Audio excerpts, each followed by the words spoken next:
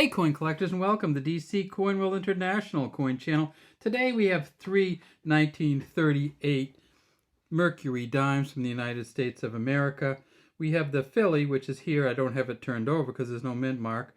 The Denver, which is here, and the San Francisco, which is here. These are relatively rare coins in terms of production. They didn't make a heck of a lot of them, but they're not really expensive until you get up to an MS63 or Mint State 63 or so. Many of the coins look like this one here on the left. Pretty worn, lots of tarnish. In 1938, a dime was worth a lot, and people used them constantly. So how many did they make? Well, the Philadelphia Mint in 1938, they made 22.2 million.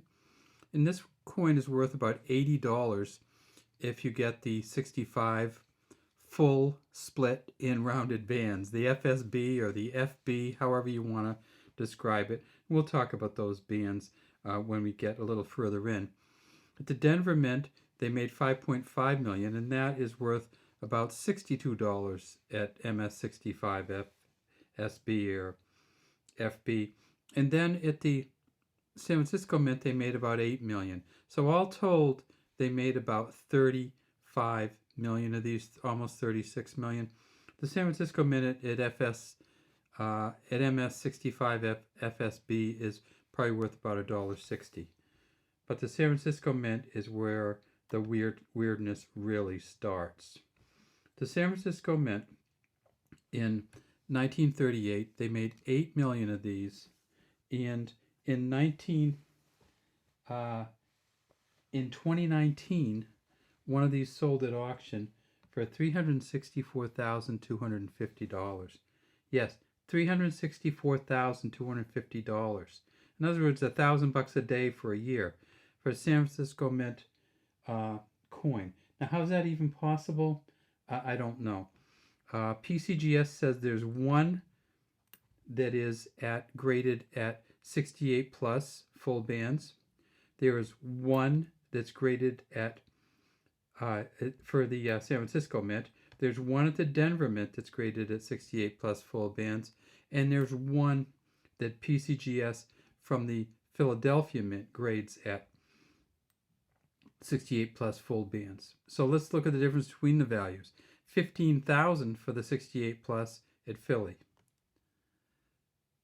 12,500 for the 68 plus at Denver, and 364,000 for the 68 plus at San Francisco. And they actually made more at San Francisco than they did at Denver. It came in kind of right in between. So I don't have any real reasons why, other than some people got into a bidding war. There's only one of them. So whenever there's just one, you have to be pretty careful, because if somebody wants the one, or a bunch of people want the one, if more than somebody wants the one, and they have everything else in their collection, they might very well go to tremendous lengths to buy it. And that's what happened in 2019. All right, so what other coins did they make in 1938? Well, of course, they made the pennies.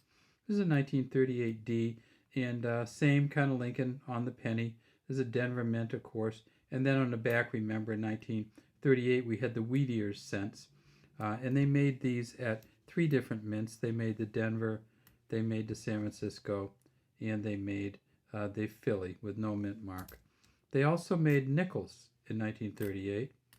Here's a 1938, and I'm showing you this. Remember, they didn't have the FS on the nickels, and the nickels are going to be on the back. They made the Denver, the San Francisco, funny little S, 1938, and the Philly, again, no mint mark. They made the quarters. They only made the quarters at 2 mints. It's a 1938 Washington quarter. They made it at the San Francisco Mint, and they made it at the Philadelphia Mint. You can't see it very well there, but no Denver Mint quarters in 1938. And then, of course, they made the Standing Liberty $50. This is the 36. I didn't have a 38 right on hand, but they made this, the Standing Liberty $50 in 1938, of course. Eagle on the back, in the vegetation stuff there. So, oh, and they made one other coin in, not in the United States, but they made a bunch of coins actually in Britain.